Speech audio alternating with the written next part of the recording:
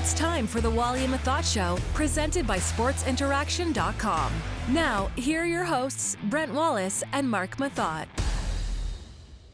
Welcome to the Wally and Methot Show, everybody. I'm Brent Wallace. He's Mark Methot, who's basically off the IR as of right now. Hey, Meth?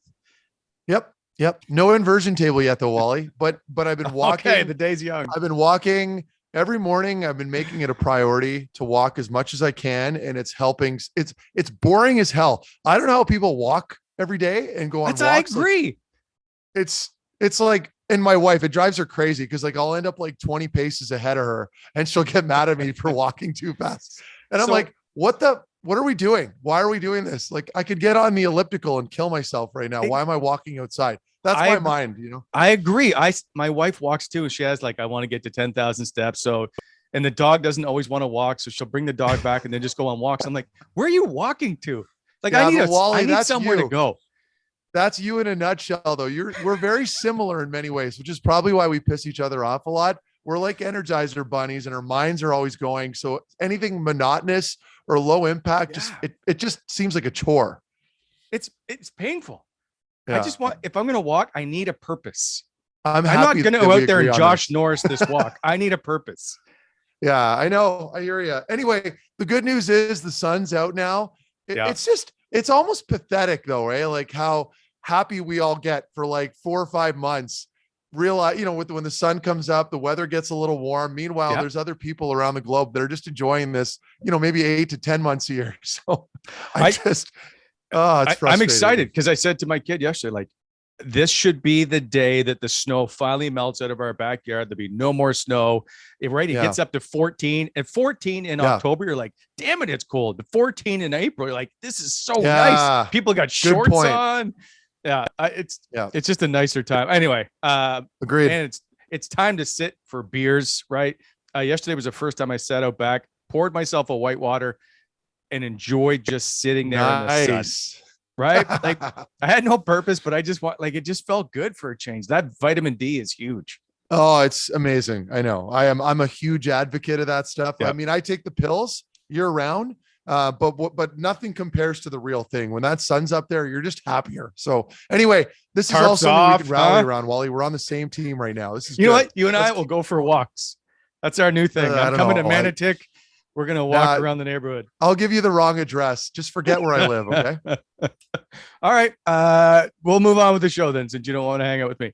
Today's show brought to you by sportsinteraction.com. Go to sportsinteraction.com/Wally and Methot for the most competitive live daily odds, which includes this weekend. Coming up is the Masters. Stay tuned at the end of the show. We are going to pick our Masters winner. I would make a bet with Meth, but he still hasn't paid me for the last one, so I'm just not going to bother. But Craig is also. Whoa. You're supposed to cook us a steak. Based off of what? I don't remember. It was a bet a year ago, and you still haven't come through. You can't just throw out a blanket accusation and then claim that I owe you a steak without actually telling me what I've done wrong. I don't have time to keep track of all the stuff you're supposed to give to me. I just know that we made a bet, I won, and you never paid. You owe me a steak. Well done. And you can ask Craig when he comes on if this is true or not. Well, okay. I'm taking you guys out to dinner next week. I've already said that in our little group chat. So does that count? No, there's still no reservation, so we'll see about that. Okay, there isn't, but don't worry, it's handled. No more of us, because we have Alfie on the show today. Like, this is a huge show. I'm excited to get to this one. So we're going to get through the Sens stuff. They're playing extremely well, but everybody wants to hear about Daniel Alfredsson and what he has to say. So as always, today's guest brought to you by the cool, refreshing summertime taste of whitewater beer. It is so good. Anyway, try the new kiwi lime flavor. It's a sour. You can get it at the LCBO, but order it online. Save 15%. Go to shopwhitewater.ca. Use the Wham-Funky Fresh in the coupon code redemption. By the way, you can get it for anywhere at 15% off. You can order anything online. Whitewater, brewed by friends, for friends, the official beer of the Hockey Hall of Fame. Don't forget, they also do home delivery. And boy, oh boy, is it good on a nice spring day. Headlines, Meth, as we get into the show. Okay, so a little bit of controversy Tuesday night. I will say, by the way, you did help pick the winner when we did our sports betting. We both did. Yeah, I think I'm closer as a 5-2 victory than you were to the 4-3 victory. I also called Brady Tkachuk. I would like to, and I rarely get it right, so I'm going to brag about this for a minute. Take it.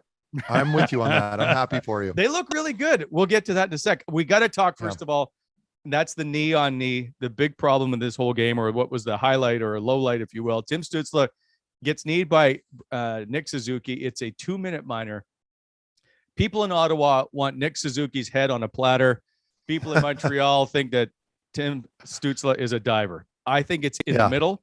I agree. You play the game. It's at a fast pace. You tell me what you saw with Nick Suzuki. So for those who, well, and understandably so, the fan base is always going to rally behind one of your star players, no matter what the situation is. But with the way Suzuki went in, first of all, you can't blame the referees for just calling a minor, because it happens very quickly and they don't have the angles that we have. Like that one angle from behind the net on the goal line that you can see like perfectly clear on the hit. It might look a little more egregious there when you break it down into like a slower motion clip, Wally. I think the call was right. It's an unfortunate hit. Do I like the hit? No. He's very clearly emphasizing the legs. For me, it's not an attempt to hit the knee. It's more of an attempt to make contact because he was going to miss him, right? Yes. So he sticks his leg out to make the contact, to try to eliminate Stützle from the play. Exactly. So I don't think it's, and you used the word egregious. I agree. I don't believe he went in there maliciously to try and take out Tim Stützle's knee. It's a knee-jerk reaction, pardon the pun, to turn because Stützle is going around him and he's got to try and stop him. It's a fast-paced hockey game. Like, let's not forget, you're breaking this down in a slow motion replay. You go on the ice and see about trying to not let Tim Stützle go by you. You're going to try and move to stop. And this isn't the first time he's done this. So he did this on, oh man, I had it locked down here. What was the date? I think it was, Nick what's Suzuki, the 10th? No. With Stützle, where he avoided a check and he was accused of diving quite a bit. Yeah. October, December 23rd. Does that make, sorry, not December. October 23rd. October 23rd. I know I say this all the time. Don't give us any more memes. I'm going to keep talking so there's no more memes. The thing is, I don't care. Someone cut it up the other day actually and tweeted me in one. Anyway, but I had a tweet where I wrote, I know people didn't like that call on Stützle late in the third. That was when he was diving a couple times in the game. Yes. And then there was a pretty aggressive hit where this is the point I'm trying to make is when you're a very fast skater, Stützle, like I know all the focus is always on Formenton and his speed. Yeah. Stützle is very fast. And it's especially with the puck, right? Like he doesn't seem to break stride too much, even when he's handling the puck. He still has that Connor McDavid-esque speed when he's handling the puck up the ice. Bold comparison, I know. But in any case, when you're trying to defend him, it's very easy to take a penalty. Stützle's very good at drawing calls. The problem is it's the little extra theatrical, dramatic movement that he'll do on those hits. So anyway, I'm dragging this out. No. This is because we're getting into this. This is a problem you see even all throughout hockey is the guy that lays down, pretends that his leg has been amputated. And then 2 seconds later, he's on the first power play unit. That's the problem. Yeah. Well, and that's it. Right. And that was what Gallagher was talking about. And I'm not, if there's anybody that's gotten into more battles with Gallagher, it's me. Like me and him, people would write about it. Like we were all over each other in the playoffs all the time. And I have nothing but respect for him. So I'm not a Gallagher apologist. I want to make that very clear. I'm just saying I'm a Stützle fan, but I think we can't all be up in arms too much over that play. It's a hit. These plays happen, particularly when you're dealing with a very fast player. Suzuki absolutely should have been in the box like he was. I don't think it goes further than that. It's okay for people to be passionate, but I don't think it goes beyond that. Okay, but if you're on the Montreal Canadiens, is Tim Stützle a diver? Oh, yeah. Yeah, right? For sure. I would consider him a bit of a diver, but that's just passion. And, I love it. I like all this stuff that's happening is great for the game. Like two things can be true. It could be a dirty hit and Tim Stützle does dive sometimes. Yes. He's on the ice a lot and he's complaining when he's on the ice. When you're a young player and you're doing that, you're going to gain some attention. And, and it's a huge pain in the ass. If you're an opponent, and you're seeing that you're like, get off the ice, stop being a baby. So I can understand both sides, and I'm obviously biased typically with the Ottawa Senators and take that side, but I can understand both ways here. And like I said, and I know I'm repeating myself, it doesn't need to go beyond that. I do laugh at Brendan Gallagher, who has been a notorious diver, if you will, or someone who is light on his skates. I will say it. I love Gallagher. Like as a player, I'd want him on my team. I know that maybe there's been a little bit of regression and the team's been struggling and he's not the same player right now, maybe. And, but in any case, he dove. He used to dive all the time. When I would play against him and I'd give him a good stiff arm on the wall, coming down one-on-one, the head would jack back and, the look at the ref and all. Like I'm used to that. I'm aware of his game. That's what he does. He's a bit of a pest. Yeah. But I mean, I love the drama. I love this stuff. We need more of this. This is great. It creates rivalries. I'm trying to get to the post or the end of the game antics, but this is too good a point. Did you yell at Brendan Gallagher, or does the bench yell at Brendan Gallagher to call him a diver all the time? Yeah. Oh yeah. And you do that with people all the time. There were, and it's not just exclusive to Gallagher. There are plenty of times where maybe I had a bit of a shady call on being overly aggressive with someone, but I still thought maybe that I didn't belong in the box. Yeah. Well, yeah, but right after those plays, I'm looking at the player. I'm not even looking at the ref. I'm looking at the player and I'm calling him on it. And I'm using words that you probably can't use, words that I've used on my Twitter that I regretfully have used in the past. Anything you could think of to call that player, I mean, I've done, and I've been called the same too. It's just part of the game. It's a contact sport.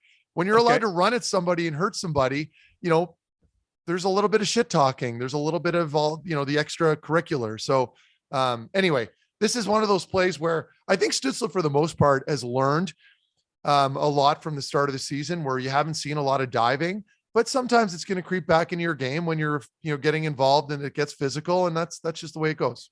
So then last point on this, and then we'll move on. Are you surprised at the end when the Gallagher basically runs at Stützle and then starts the melee? No, I love it.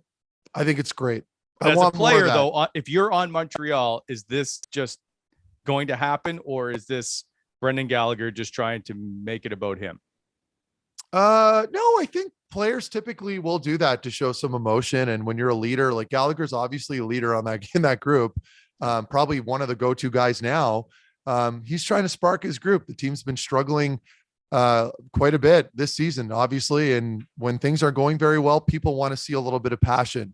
There's one thing of when you're getting pumped on the scoreboard and then you just roll over and die. It's not typically a good look, and the coaches hate it. So getting a little involved, I know as an opponent, being in the Senator fan base, it's annoying. You don't want to see it, but I think when you see your team exude that type of passion, despite being on the losing end, it can come across in a positive way. And I think I like that stuff. I'm a fan of it. It gives us talking points. It's not a boring game. It's entertaining. Doesn't really matter, but April 3rd last year, the Ottawa Senators went into Montreal and won 6-3. And on April 5th this year, they went into Montreal and won 6-3. And that's another thing that I wanted to mention very quickly. We're seeing where the team is playing good hockey, and my concern is that they're playing loose right now, a lot like last season, and I don't want to put too much weight on it. Now, you can't fault them for that. I mean, what else are they going to do? They're not going to go out there and play poorly. They're going to do their best. I just hope that they can remember how they've been playing now, remember the system they've been playing, and try to carry that into the next year, because this is ending on a good note is always a good thing. It obviously affects the draft lottery to a degree, but ending strong is important. It's important for progression. I just hope that they can continue that going into October next year. Okay, so I'm going to skip ahead. We're going to get to how the Sens are playing. They're on the move, as we like to say, which seems to be a perfect time to talk about Boyd moving. Want better pay, more respect? How about more job security? It's time to move to Boyd Moving. If you're an experienced mover, truck driver, or just a hardworking go-getter who wants rewarding work, then it's time to turn your job into a career. Apply today. BoydCareers.ca. They have all kinds of job openings. Check them out. BoydCareers.ca. Boyd Moving. We keep Ottawa moving. And on the move is the Ottawa Senators. 4-1-1 in their last 5 games. They're looking to win 4 in a row for the first time this season. It would also be the first time since you played on the team that they're going to win 4 in a row if they can beat Nashville on Thursday. 2016-17. That's a crazy amount of time when you think about it. Can they do it, Meth? And you talked about playing loose, and that's the only problem I have with this team. They always play better basically when they're out of it, and it's frustrating. Yeah. Yeah, well, that's a natural thing as an athlete. I think when it, when the pressure is severely decreased and you're not playing in those very important games, everyone just seems to play a little bit better typically. And it's very strange. It's a weird phenomenon. And it's when I played, it was the same thing. And when I was in Columbus, where guys are just kind of playing free and there's no stress. And despite being clearly out of the playoffs in the postseason, you're going to the rink every day. The weather's finally getting warmer. Everyone's light and happy and in a good mood. So I don't mind that. I don't see it now like, let me rephrase that. I don't know that it's overly important now to focus on wins. You just want to play properly and you want to focus on your young core moving forward. Who's with you next season? Who are the guys? This is an opportunity to get your assessments in. The fringe players, are they going to be here next season? So you're going to be scouting them. You're going to be making sure that you're rolling your lines, roll 4 lines, roll 3 lines on D, let everyone play, let everyone, see what they can do. And I mean, but for me at this point, that's the hard thing, right? Like right now for us, it's like, what are you really playing for? Well, you have to find those little battles, those little incentives that are there every day when you go to the rink. And it's, you're playing for your next contract. You're playing for perhaps a spot on the team next season. You got to find some motivation. I think it's a false sense of security. That's all I'm saying. When DJ Smith says this team knows how to win now and all, they don't, because when the games really matter, they're not playing well enough. And so at the beginning of the season, when the games matter, and while you don't win a Stanley Cup in October, November, you can certainly take yourself out of it. And that's where I want them to have to figure this out. I agree. But at the same time, and that's where my optimism has been coming from in the last few games when we're doing these sports interaction hits and I'm trying to guess who wins. And we've been picking Ottawa more lately. I just love, the way Tkachuk and Norris have been playing and Batherson, like the top guys are healthy. I know I mentioned it already on the last show, but they're playing much more confident and they seem to be carrying the team.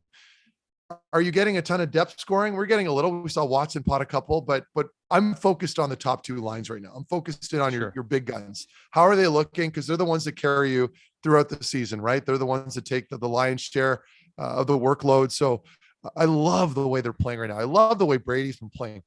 Last couple of weeks in particular, I feel like he's elevated his game again. He's not taking dumb penalties. He's controlling the puck so well. He's got that commanding force and respect out there. No one wants to go near him. And we're seeing it now more and more every game. So I'm very happy with the way the group is up front.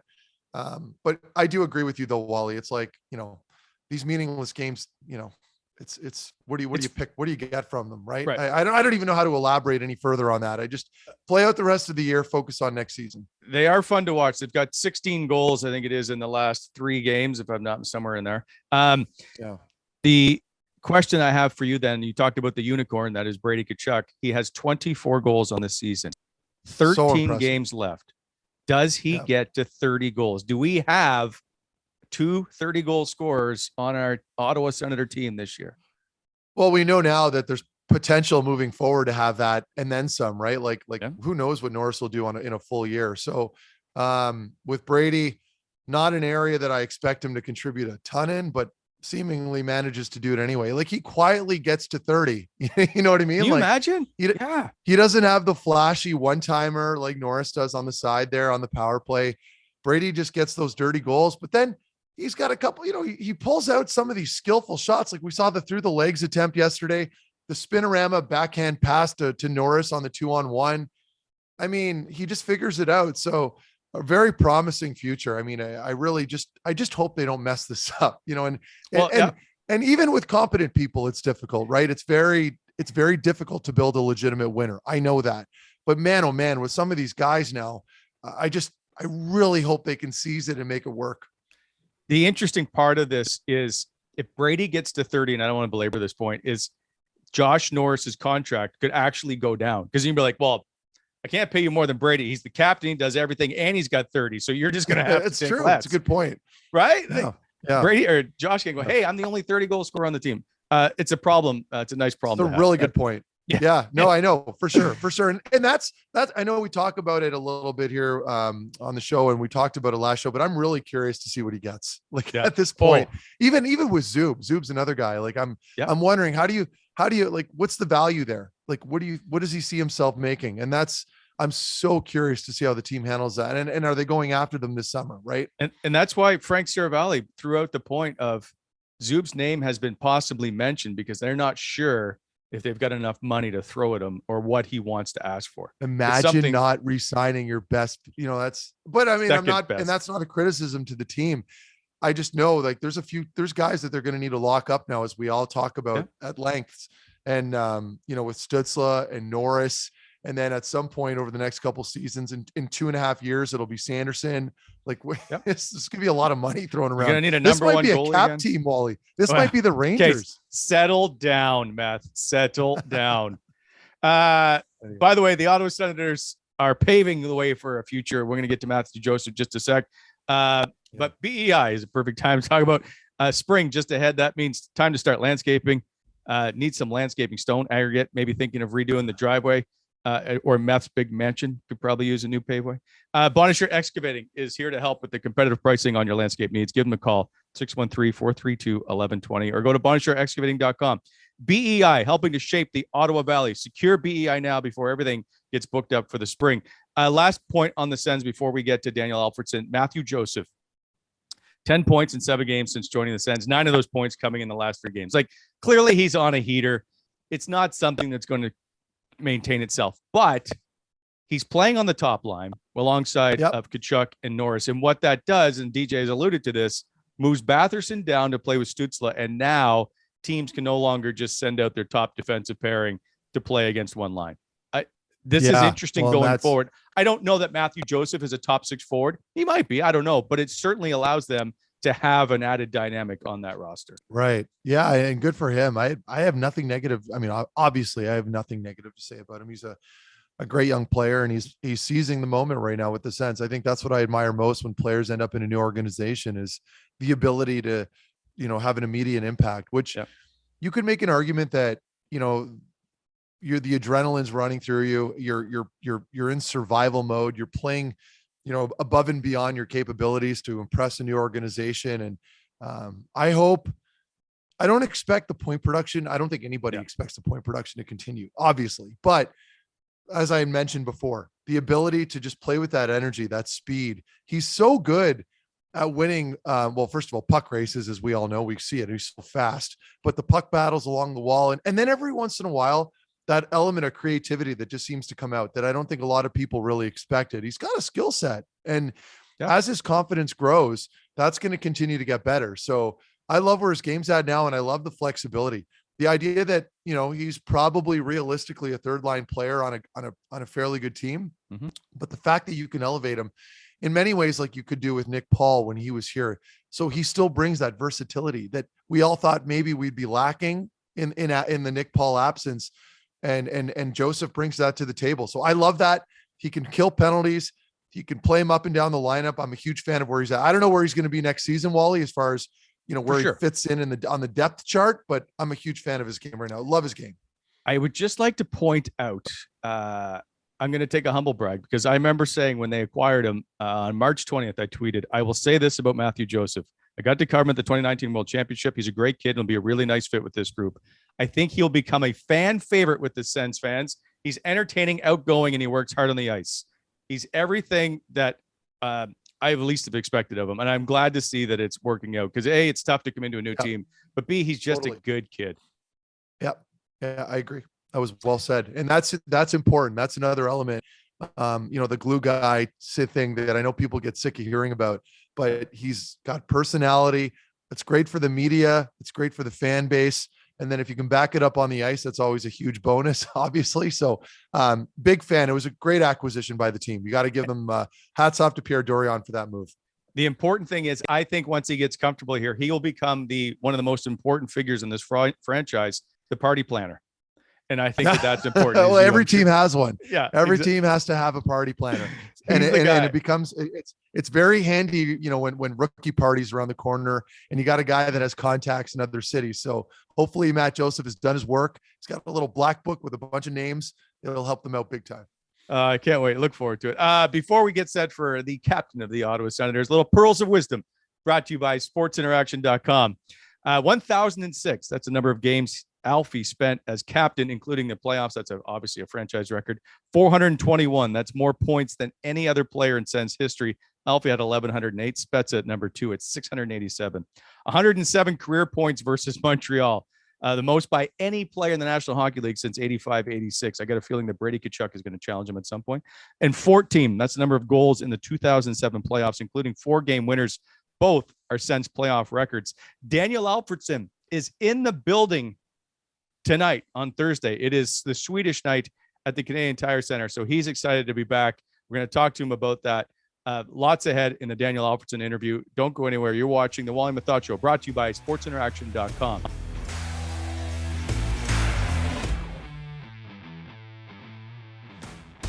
Pleased to be joined now by our first guest, Meth. This is the first time, our very first guest in our first show, Daniel Alfredsson, the greatest Senator of all time. By the way, it is the still most viewed episode we've ever had. So, Alfie, I'll just ask you, how much has your life changed since the last time you were on our show? Oh my God! I can't go outside anymore.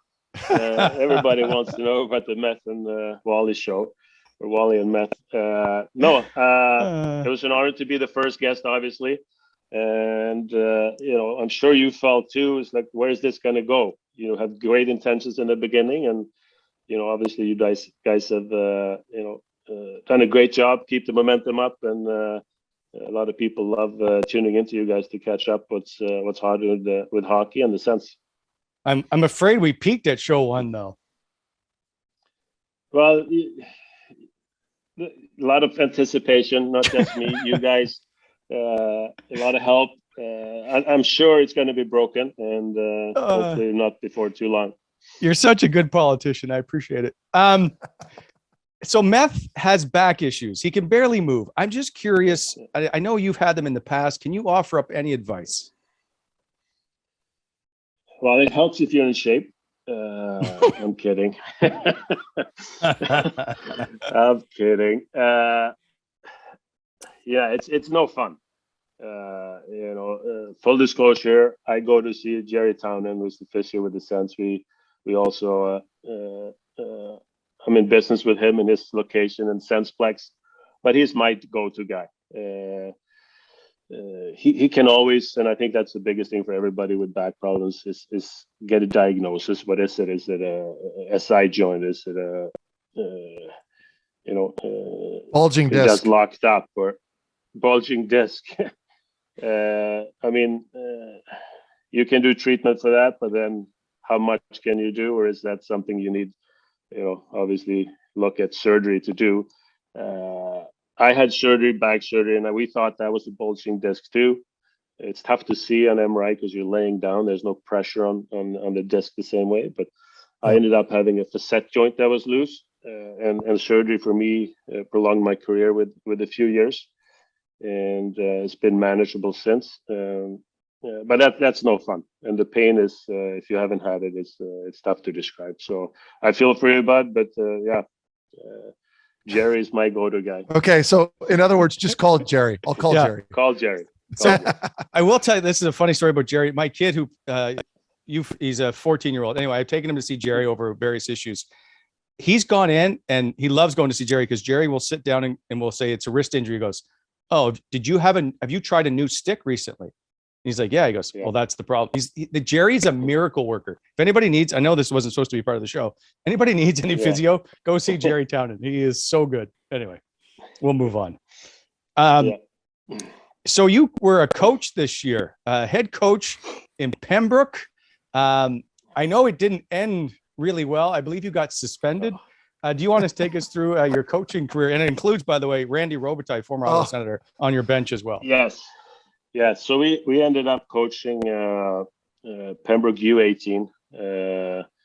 Randy has 2 sons on the team. I have one, Louis, and Randy's Colin Hunter were on the team. So it wasn't I didn't look for a head coaching job, but they kind of had a guy that got promoted. I think he got a major junior offer, went to coach, and so there was an opening, and stepped in to help out, and had fun.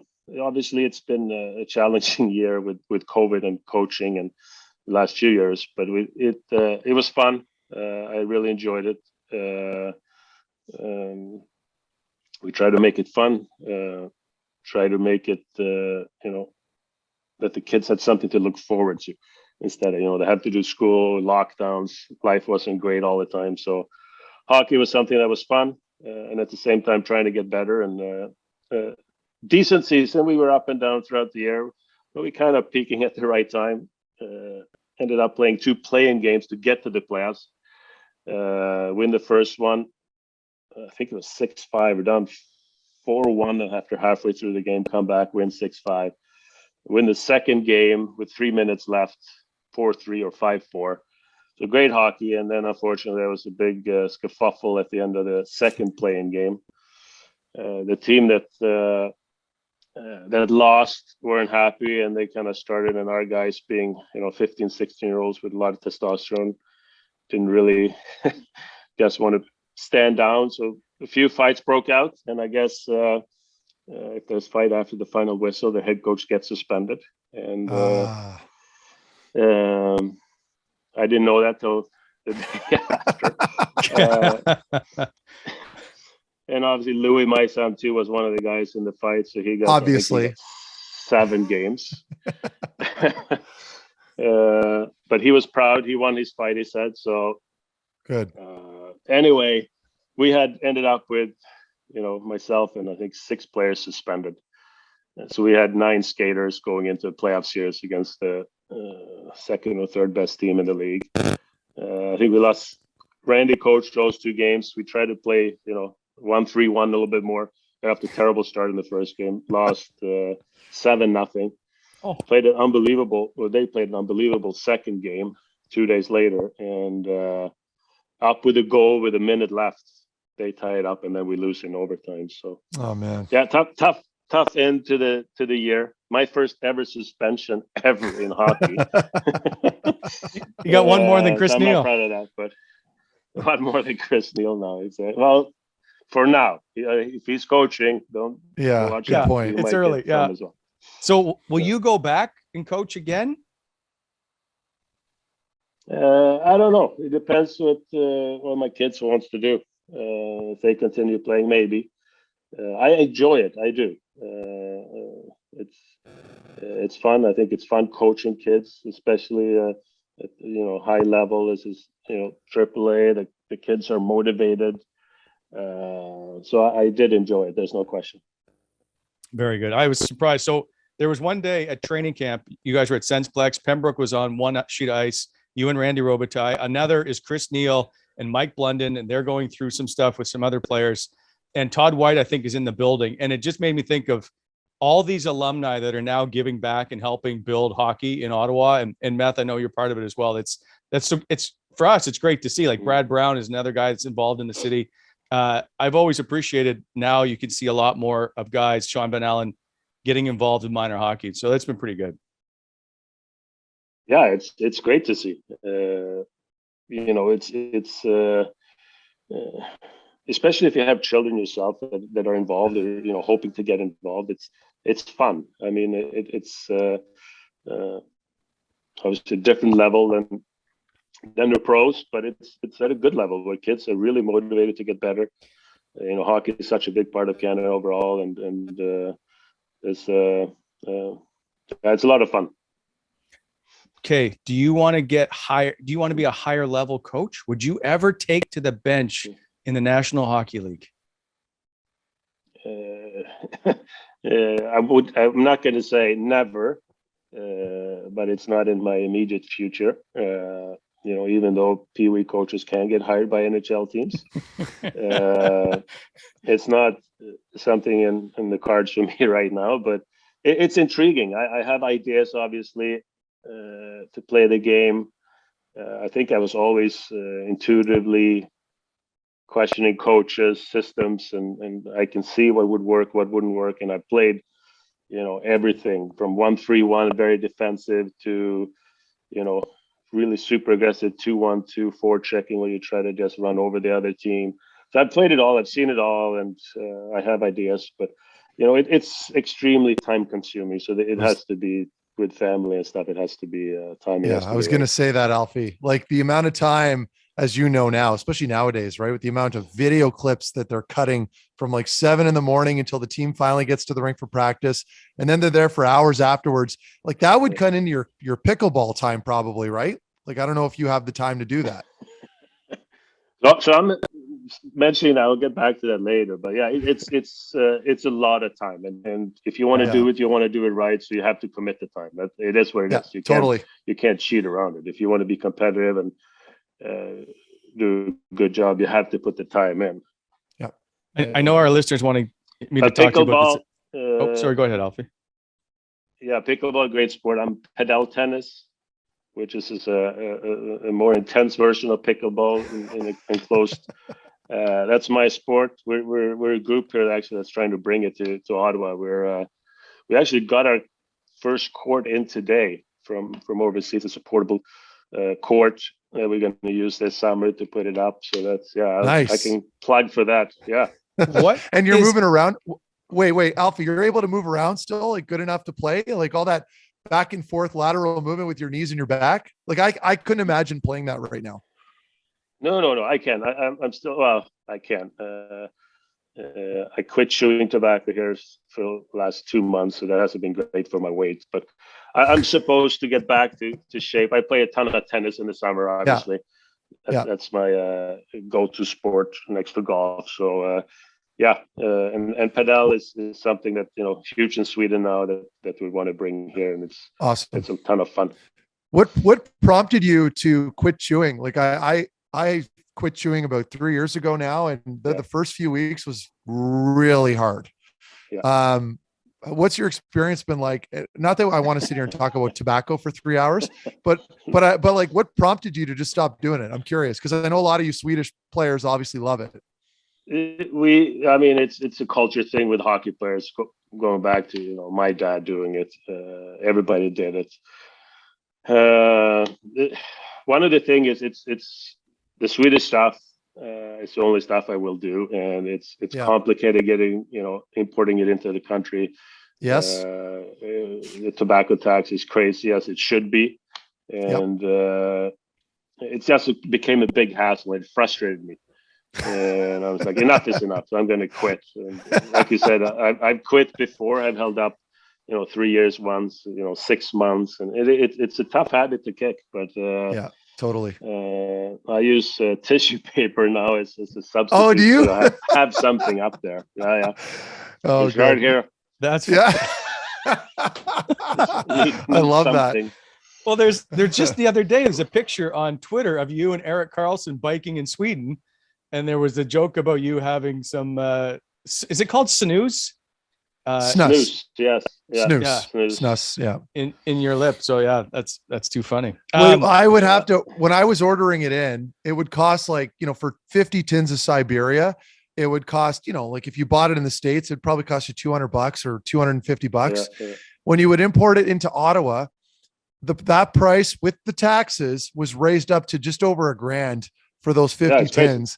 That's when I realized this is probably not and my wife despises it, obviously. So, and the health issues that it can cause too. Anyway, long story short, I'm happy for you. Stay the course. Thank you. Yes. Okay. I don't know how to segue out of that, but we'll give you something else to chew on. That is with the Sens. So so let's start. I meant to do this earlier and with the beginning of the interview. Eugene Melnyk passed away last week, age of 62. And I know, Alfie, you obviously know him very well. Just your thoughts. Well, it's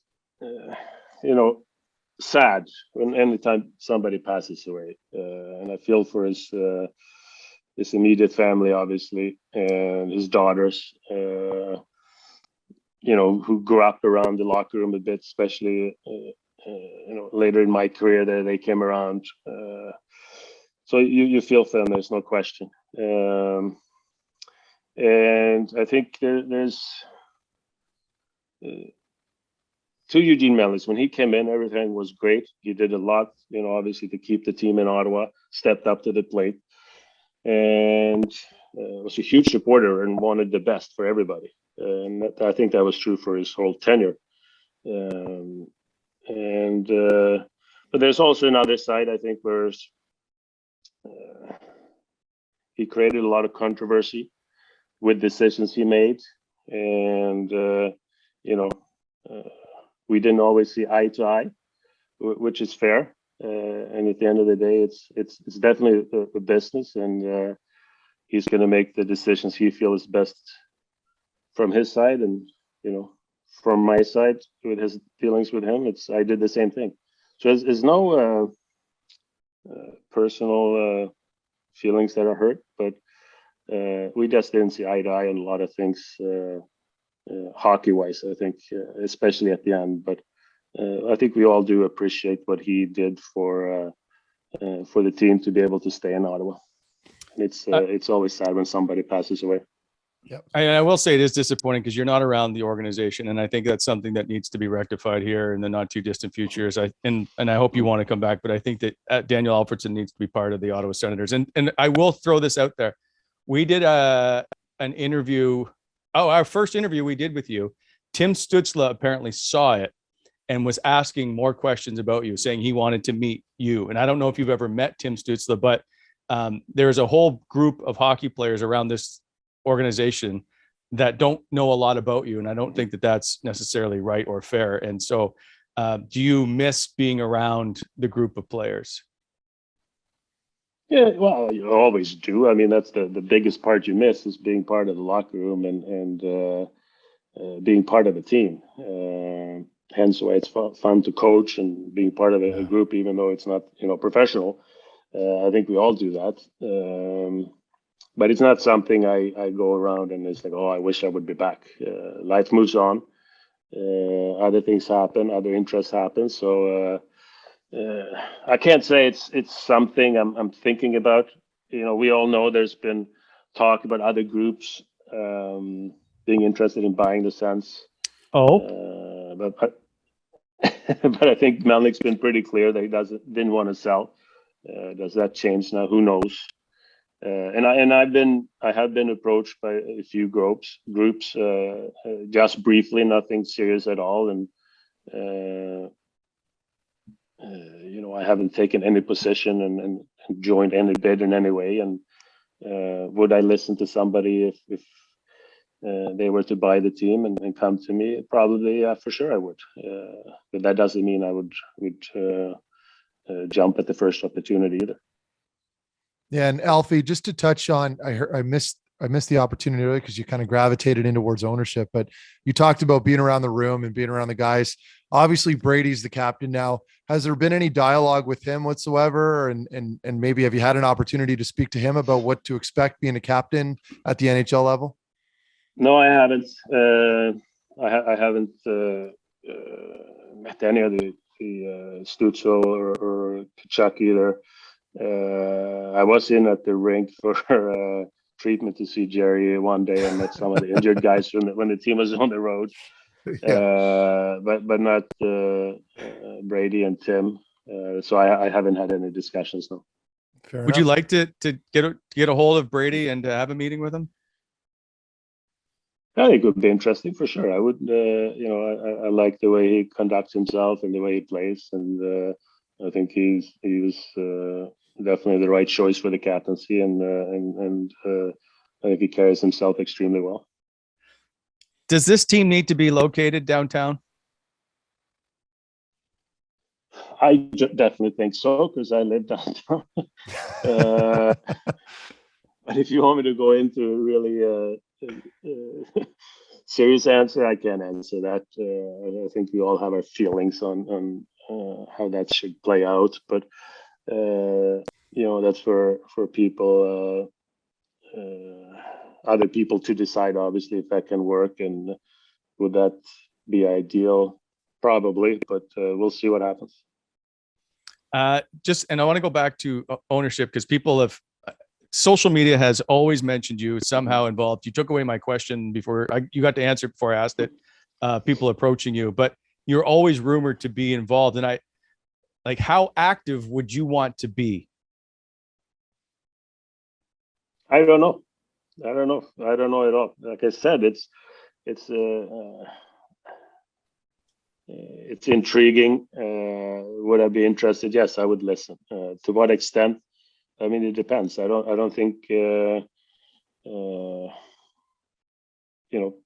whoever is in charge have to lay out their plans to their vision, what they see, and then I guess I would come in with what I think, and then you'll see if there's a fit. But that's hypothetical, so I haven't gotten that far yet. It wasn't that long ago you went to a game. Was that because Carl was back in town? I think the San Jose game, maybe. Yes, correct. And you were shown on the scoreboard, and I know the cameras caught you at what was that feeling like to be back watching a game in the building? It's always weird going back because I haven't been back much the last bit since I stopped working with the team. So it's always weird. It's a lot of mixed emotions, obviously, because there's so many times you've gone to the rink and you're getting ready for a game or getting there for a practice, and it's my workplace for so many years. There's a lot of different feelings. There's no question. It feels weird when you go in through the spectator entrance. Yes. Gate 2 instead of the loading dock. But it's fun to go to the games. I mean, I enjoy going sometimes. I'll be going next. The 7th of April. I'm going to the game. I think they're playing Nashville. They're doing a Swedish Heritage Night. Nice. That I'm going to be part of. So I'll be there again, and it's cool. I enjoy going, and it's even though there's a lot of different feelings coming up. It's so funny you say that. I totally forgot. You just recently did a video with the Swedish embassy over okay, you may have to tell me because I can't remember what it's called now, but eating some kind of pastry. Yeah. It was very well done. Sorry. Yeah, they did good. It's called the semla, Swedish tradition, and I think it's called Fat Tuesday in Sweden, and it's a tradition of this little so almost, I don't know how to explain it, soft pastry bread with this marzipan or hazelnut cream kind of in there, whipped cream, honestly, lots of whipped cream, and it's a big tradition. As a kid, I never liked them, but it's it's something you kind of go into when you get older, and they are pretty tasty. How many did you eat that day? Because you did a lot of takes, or at least it looks like it, and it was really well done. They edited it really good. I don't know. I probably ate only 2 there. Like I would eat a bite and then I wouldn't finish it because they're pretty heavy. So probably 2. All right. Anyway, I thought your acting chops were very good. You can come on our show and do some videos with us sometime. Yeah. Speaking of entertainment value, coming up June 6th at the Royal Ottawa in Gatineau, you've teamed up with David Faraday. You're going to play golf with Emmett Smith, Terry Bradshaw, and PGA Tour winner Pat Perez in a 9-hole skins tournament. Like, this is pretty exciting. How did you get involved in this? They asked me. They called. It was Faraday's agent, who's Canadian. That's arranging all his tours. I think I'm a big golf fan. I watch on TV. I followed Faraday on him announcing golf, and he's extremely funny guy. Yeah. I thought for sure that would be awesome if I'm in town. I would love to be part of it. So that's kind of how it happened, and obviously they're able to get some pretty cool guys to come along as well. It's pretty exciting. By the way, there's tickets still available. Go to FaradayOffTour.com if you want to get tickets for this. All kinds of different things going on. The range sessions, first tee, dinner break, live from the range show, all kinds of stuff. Do you who would be the biggest celebrity you've met over your career? Good question. Biggest celebrity. Chris I Neal. feel like it would be. Count. Would it be like a Swedish pop star or something? Somebody that like we kind of obscure. Ace of Base. DJ Z-Bad. Yeah, Z-Bad. I don't know. Biggest, I don't know. We stumped Gretzky, him. Lemieux. Oh, come on. Don't do that, Alf. That's too easy. Come on. Is there like a singer or a politician, somebody that like through your career that you ended up at like a random house party, like on the road or something? Alfie, oh, there was that basement time you did ping pong with your shirt off in Ottawa. Yeah, that was awesome. Yeah, that was Ottawa. Yeah, there was a party in LA one time. I think we ended up at an after party with Mickey Rourke and a few other actors.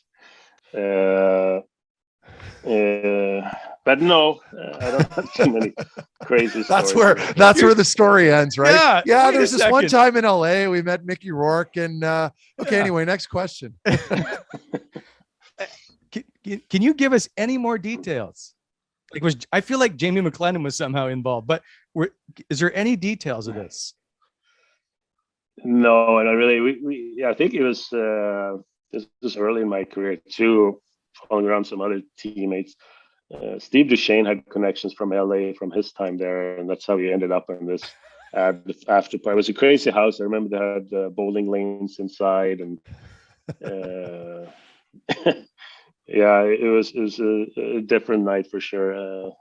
Coming from little Ottawa and yeah, it's weird. It's weird so over good. There. I've ended up at an after party there too. And I was a call up. So like, I'm wearing like a Moore suit. Like I had no business being there. And there's like security at the house in the hills before you go in. There's like orange trees and monkeys and cages. Like it's just a complete separation from reality over here, right? Like you have no idea. People don't understand really until they go over and see it. No. Anyway. So true.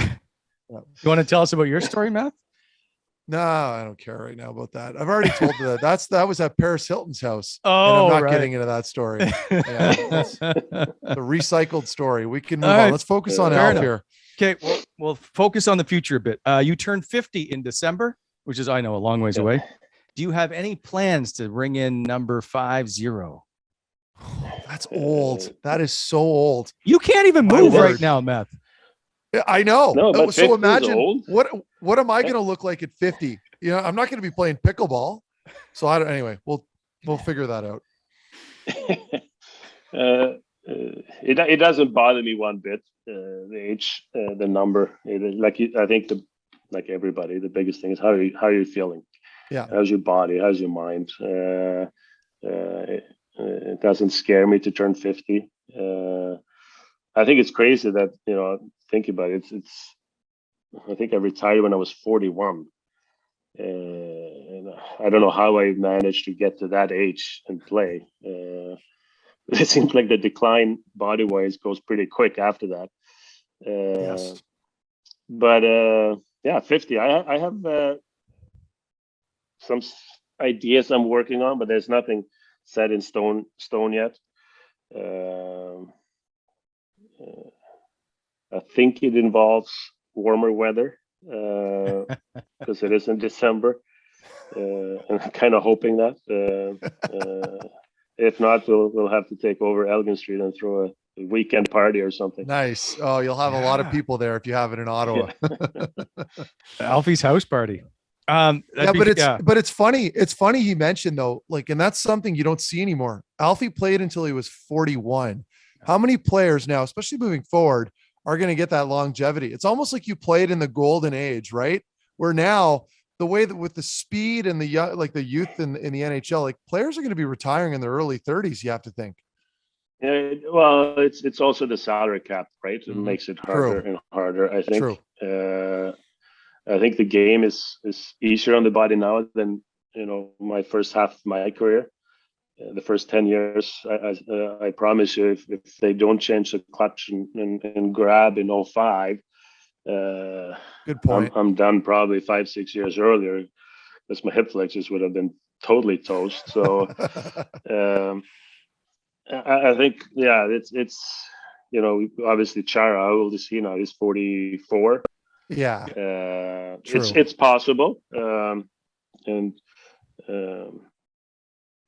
But it is harder with the salary cap. Once you get up, as soon as you stop dropping off in production or in play, the younger guys looks more and more attractive, obviously. So it's cool when you see the guys that do, the Chara, what he's done, and it's very impressive. Yeah, agreed. I want to go back to you talking about coaches for a sec. I want to know which coach you learned the most from in your career and which coach was the least helpful. Well, you're going to get a very diplomatic answer. I feel we're like. not. I think we're going to find out. Yeah. Well, let's start with the least was Dave Allison, obviously. Because I had him for, I don't know, not even 2 months. No. But his view on the game was so offline with my view of the game. He was a big, fights was a big part of it. One of the first game he coached, I think we were playing Colorado at home. And they were one of the best teams in the league. They would win the cup that year. And they started, I think, at Foot on defense and Chris Simon on forward. And so they started a tough lineup. So our coach obviously did the same. So there was 5 fights before the puck touched the ice. And I'll never forget Coach Allison yelling, "If you're not ready now, you'll never fucking be ready to play hockey." And I'm just, you call this hockey? And on it went. And I don't think he appreciated the way I play the game. I guess he liked other styles. And I didn't have much time for him at all. And he didn't do much for my career, I can tell you that. As from the coach I learned the most from, Jacques Martin. I think tactically very solid, big into team building. And we also had, I think 8+ years together. Yeah. He was somebody that, you really have to understand that when a good team, and we became a very consistent team fairly fast under him. And we worked on fundamentals every day. And it was boring as hell some days. And, especially for a creative guy, just to do, warm up where you skate 2 guys, one guy chips the puck in the boards, the other guy gets it, he chips it down, you alternate down the ice, for 15 minutes. I could pull out my hair, but now when you look back at it, fundamentals are extremely important. Defensively, we all knew what was expected of each other, what each player was going to do. So we became very good defensively. We know we could defend. At the same time, I think as we evolved as a group, I think we could evolve a little bit more offensively. And that's, when Brian Murray came in, a different style of coach. He was very much, we're going to decide how this game ends. Either we're going to be aggressive and we're going to take it to them and we're going to win. And if not, we went out on our terms. We didn't wait for something to happen. We made it happen. So I think there's place for both styles sometimes. And I think you see teams do that. They're very aggressive on the forecheck, but sometimes when you see teams play, they see the other team has full control of the puck. They're passive in the neutral zone at times. And I think there's a mix there. You can't just do one or the other. You have to be able to adapt. And so Jacques and Brian were the biggest influencers. The year you guys won the President's Trophy 02-03, I think you led the league in goals for, but you were always labeled a boring hockey team to play because you just kind of clog up the neutral zone. Did you feel as players, despite scoring, I think 310 goals a year, you played a boring style of hockey? No, we didn't feel that. I think you feel good when you win. I don't think it matters how. And to be able to, be consistent, you have to buy in. Did I love playing that style all the time? No, but I saw it gave us success. We didn't have the budget to go like the big teams. We had to play to the, two really good lines, and then the third, fourth line wasn't great, early on in my career. So we had to play smart. There's no question about it. And when you see everybody working together and you're winning games, offsets any, individual points or goals you can score. And I think it brings the team closer as well. And that's the challenge, to get, everybody to buy in and become a team that, trusts each other. When you were captain for 97 years with the Ottawa Senators, when you felt most comfortable, did you have, I don't know if disagreements is the word with coaches? Like who did you challenge the most as a coach about playing systems or styles, or did you ever? Yeah, it wasn't always challenging, but there was discussions and suggestions that went in. More and more so at the end of the year, especially going into playoffs. I remember one year, I think that's the year we beat Tampa in the first round, ended up losing out to Buffalo in the second round. We're playing against Tampa, and one of the first two games, Tampa beat us, and we didn't play well. And we were watching video the next day, and Brian was giving us shit for, not being good enough in the neutral zone. And I remember telling Brian, so no wonder, you see how much time their forwards have in the neutral zone with the puck? You give me that much time, I can do whatever they're doing too. So we either got to, back up, or we got to be more aggressive, take away the time and space.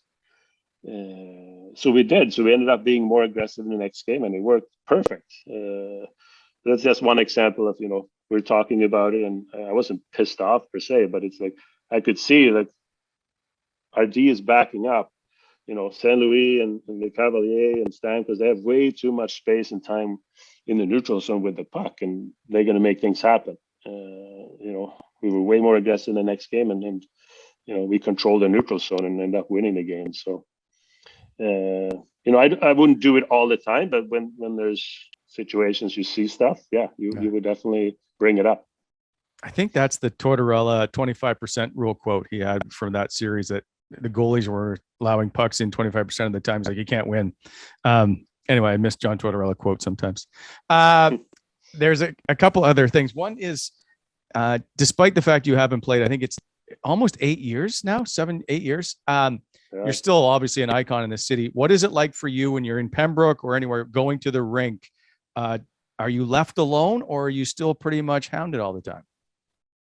No, I'm pretty much left alone. It's the positive of the pandemic has been the masks. Right. The mask and the toque in the arena, and everybody becomes anonymous. So it's been good. Obviously, some people recognize you; they know you're there, which team you're with, which is great. I've met some great people, other coaches and players, and I still enjoy going to the rink. So have you spoken to any young teams? Would you speak to any minor league teams occasionally? Yeah, of course. Yeah, definitely. I want to get to the story you tell me about your friend when they finally find out who you are. Yes. Well, I know what you mean now. They were in the tournament. We were just playing a regular season game in one of the Sens Bell Sensplexes, or one of the Sensplexes, and they were going in, I think, to the final. And the coach saw me and asked me, "Can you come in and give him a pregame speech?" So I said, "Yeah, for sure I can." So I go in, and he introduced me as, "Oh, I got Daniel Alfredsson here," and you can tell the player. I think there was maybe one that recognized me. The other guys had no idea. So the coach as well, and said, "Okay, this is Daniel Alfredsson. He's really good friends with Erik Karlsson." And then the kids erupted. It's like, "Oh, that's cool." Alfie, a lot of the young generations, they don't have they haven't grown up seeing me play. That's for sure. Which was kind of cute. And then he also told them that I played a long time in the NHL, and few Olympics, and I turned out pretty funny anyway. But I love doing that too. It is, and you see, the nervousness, a little bit of anxiety with the kids, and I tell them, it's like, guys, you can go out there now, and you can be super nervous and scared to do something. You can go out there and just give it everything you have. And I'll tell you one thing. I wish I was in your shoes. I say, having that feeling again. I've had a lot of time, but I'm jealous of you guys. I wish that was me going out, but I'm too old and I'm not in good enough shape. But you have this opportunity to go out there and enjoy it and make it the best, experience you can have. And, when you come back, you work for each other and you take the result no matter what it is. And just, knowing that each and every one try to do their best for the next guy. I get fired up almost when I speak to them, which is, it's so cool to see when, how much they care about, a tournament. And then when you're done with your career, it's, played 1,000 games and a lot of playoffs and tournaments. And they kind of, why did I get so caught up in one game and one playoff series? But when you're in it, you're in it, right? And it's tough to explain. Yeah. Do you know if that team won that you gave the speech to? I do not know. No. Okay. All right. Fair enough. So you brought up a very good point. You listed like Olympic gold and major award winners and all this stuff. And I know you've been asked before, so I'm going to ask it again. Are you waiting to go into the Hall of Fame? The Hall of Fame question comes up, and I know it's tough to answer because you're like, you don't have any say in the matter. Does Daniel Alfredsson deserve to be in the Hall of Fame? So my audition is over. There's no comeback coming. I've done my part. Unless I get into coaching, I guess, in the NHL again, I can get a second shot at it.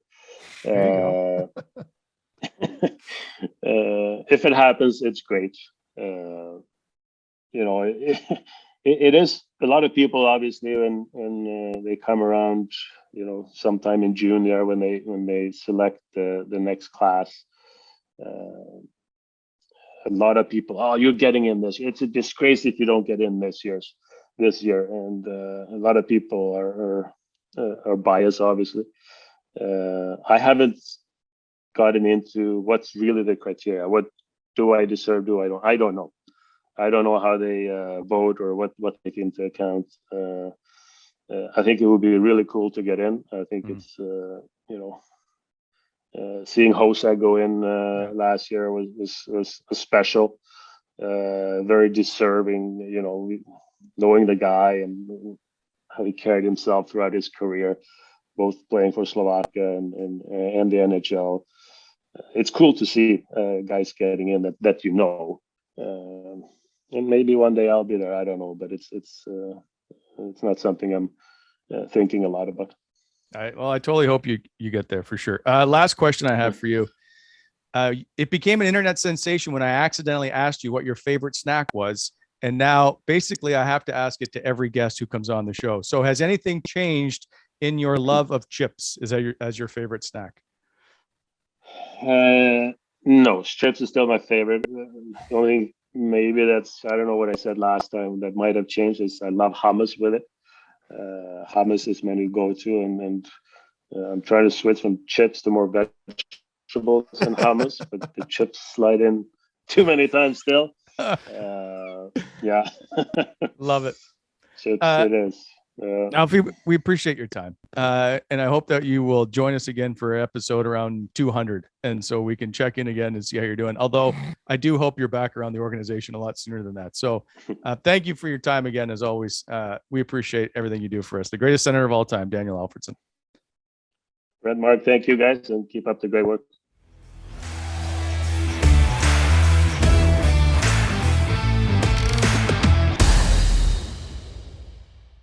As always, our thanks to Daniel Alfredsson for stopping by. Matthew was our first guest, and then he became our 101st show guest. So my question I have for you regarding that, as we welcome in Craig to the show, our good friend, nice to see you as always. What's up, guys? Hello. Is you had Adam Foote and Rick Nash as your two captains in Columbus. You get traded, you come into Ottawa. I don't know how much you know Alfie at the time. Is there what is, I guess, the first meeting like with Alfie? Is there a sense of aura around him? How does this play out in your mind when you see Alfie? I was a little familiar with them just from skating with them in the summertime, right? Being an Ottawa based guy. So I'd skate here and stay in Ottawa till mid-August, and all the Senators would roll into town. So I'd skate with them in Canada.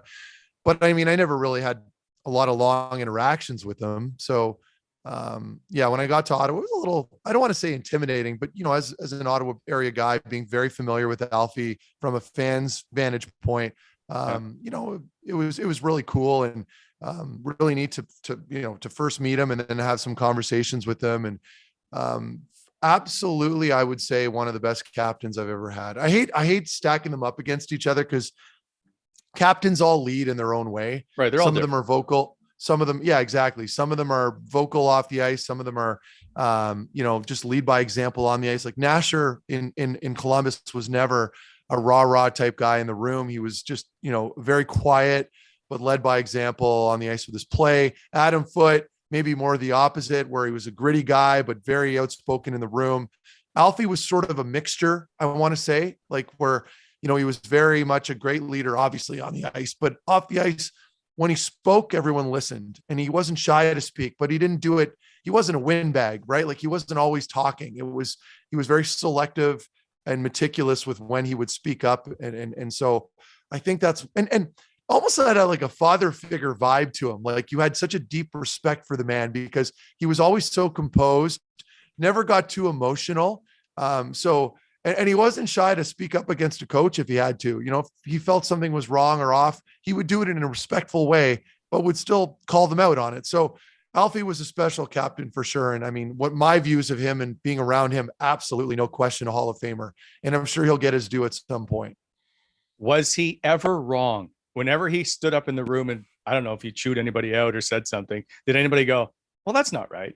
Or you just went, yeah, he's right again. Yeah. I can't recall one moment where he was wrong. And he was so good. Like I remember, after practices, like he'd come up to you sometimes, he'd come up to me and he'd recommend a couple things as far as dump ins and my retrievals and ways to turn and ways to carry the puck out of the zone. And he would work with me. Like he'd stay out there when the practice was over and do drills with me. And he'd do that with everybody, And so as a veteran, like that speaks volumes, to his character, because it's easy for an older guy, an older player, a vet to just get off when practice is over. So that seems kind of trivial, but it goes a long way with players. Like I am talking about it.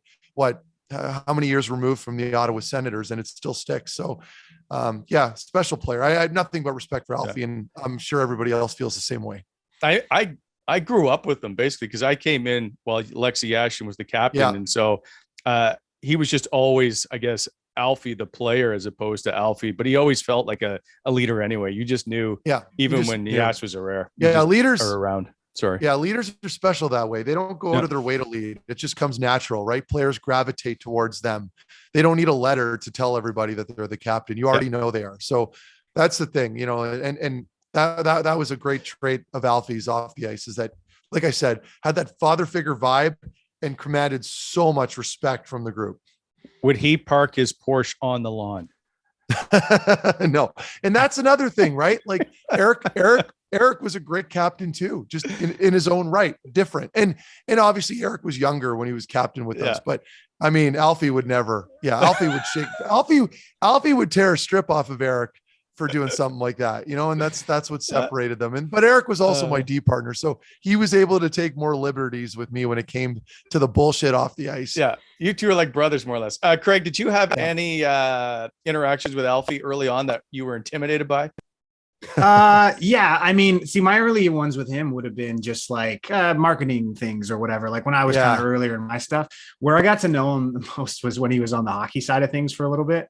Like I remember we were at the draft. I think it was in Buffalo, and usually we're there for like 4 or 5 days or whatever. And you got to rock a bunch of different suits for draft day, but you're also going to want a bunch of polos and stuff. So I remember I hit up the Sens store guy and I was like, listen, man, I need some new polos or whatever. So he's just like, oh, perfect. We got a bunch of these. And he threw me a couple. They were like samples essentially. Right. And I was like, oh, perfect. That's what I need. And Alfie, he roasted me about those like nonstop. I remember walking in and someone's like, I've never seen that shirt before. And I was like, oh yeah, it's just a sample. And someone's like, oh yeah, it's unique. I remember being like, yeah, one of one. And he's like, yeah, he's like, do you want to know why they never made more than one? I was like, fuck, like he was just all over me that whole weekend. So I love it. Yeah, it was great. Like that's maybe he was different in his post-playing career. I don't know. No. But I think he just kind of transferred that loose, kind of funny, dry, sarcastic, whatever, and brought it over to the hockey side of things. So he made it easy to get along with, like super passionate, like just like Matt said, he's a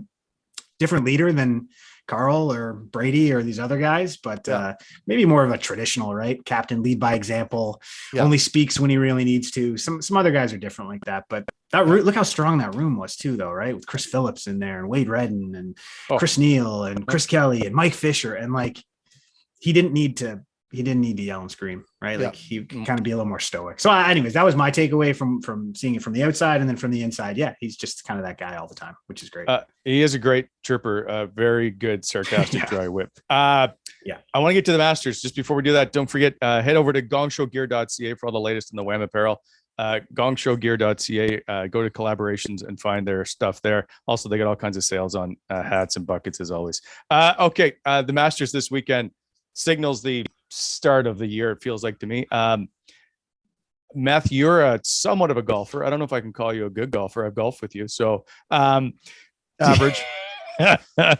But you took it up late, I will say that. All right, so we're gonna make our Masters picks here. I'm gonna go Meth, you start with who you think is gonna win, and you can pick a dark horse if you want. We'll give you two picks. Well, I'm gonna go, so my dark horse, I'll go with Tiger, because I'm a huge super fan when it comes to Tiger Woods. So I want to pick people that I'm cheering for, right? Like I could pick winners, which is fun, but I also want to cheer for them, right? So you'll never see me pick Patrick Reed, for example. Or even I shouldn't say Bryson, because I respect, and it's admirable what he's doing when he's changing the game a little bit, but I know who you're picking, so I want to be a little different, but I do like your pick, Wally. However, I'm going to go with Dustin Johnson, just because I like the hockey lineage that he's got the tie to, and I'm just a fan of him. I like how he pounds the ball off the tee, and when he gets into the zone, that man is unbeatable. So I don't know how he's been playing otherwise this year, but my dark horse, as I said, Tiger Woods. DJ is going to be my go-to guy. Maybe an honorable mention, I'll throw Koepka out there, but for me right now, it's those two. Well, one of the things to watch is the Tiger betting line, I think, is now at like plus 3,500. It was, I think, yesterday at about 7,000 or 9,000. Like it's moved considerably since he's obviously committed to playing and whatnot. But a lot of the lines have moved up. Even Dustin Johnson, I think, was around 1,900 or 2,000, and now it's at 1,400 on sportsinteraction.com. 1,500, I think, isn't it? He's plus 1,400 right now. Oh, okay, so it's changed again. Wow. Yeah, that's the thing. Craiger, who are you taking? Yeah, I'm not the biggest golf guy in the world, so I usually look at the guys that I know that perform well. And Meth brought him up when we were shooting before. It's like, I like Jordan Spieth. Like he consistently plays well at the majors. So it's like, maybe let's roll with a guy like that. I mean, I'm never going to take like a Rahm or something like that. Spieth is a good pick. Spieth is a good pick. Right? I told you guys before the show. Yeah, he's from Dallas. He lives in Dallas. He's friends with a bunch of the players. Likes hockey. Goes to the games. It's a good guy to cheer for. Yeah. And plus he's been around for, I don't know. There's so many new guys. I don't know them all. So I didn't want to go too sleeper-ish. I didn't want to go too favorite-ish. Yeah. So there's a bunch of guys kind of in that, 8 to 20 range that I like. And Jordan Spieth, that's my pick if you want. He's at plus 1,500. So who is do you have a dark horse? I'll take Tiger Woods then too. That seems obvious. I mean, that's obvious. Where, I mean, it's more so like, I'm going to pick him because he's going to be on the broadcast nonstop, right? Like I'm going to watch because I'm good until he misses the cut. Oh, but it's such a good comeback story. I mean, the guy was in a like life and death accident, you know what I mean? And he's come back, and he's like, at the time, right after the accident, people were talking about how he might not ever play again. So, I mean, I love a good comeback story, and he's done it before. I'd love to see him do it again. Fine. I'm taking as my pick And he moved considerably from yesterday, which I'm a little disappointed. Plus 1,000, Justin Thomas, who's sitting just behind John Rahm, who's the clubhouse leader, if you will. It's the front guy. Justin Thomas's game is suited for the Masters. He can't putt very well. He just needs to get inside 10 feet and he can probably knock them down. The long shot for me is Adam Scott, which I don't know. You needed to pick somebody outside. So I think he's like plus 4,600. Yeah. So I'm taking Adam Scott as the dark horse. Nice. Are we betting anything on this? Because I heard there was an earlier discussion about Meth owing stakes and things like that. Whatever. Did we ever you guys want to do? Did we ever clarify that one? So we don't have to bet anything. Just we'll go play a round of golf or something sometime. We'll just make it a thing where everybody wins. But yeah, to go back to your thing, I couldn't remember what it was, but Meth did owe us some kind of barbecued steak because I remember making a joke. There was no, it was win-win for me. And regardless, one of you guys was making me a steak or something. So that's all I remember. But anyways, we'll take care of that next week. Anyways. Yeah, I'm still waiting. I'm hungry. So Monday's show is just around the corner. Thanks as always to Alfie for stopping by. He's been fantastic. Bobby Ryan is back as we do the Wham Bam show once again. He will be here on Monday. We're going to talk about Ryan Getzlaf and the comparison with Alfie in the Hall of Fame. That's will be the topic. We will see you guys on Monday live at 1 p.m. Boys, have a great weekend. We'll talk soon.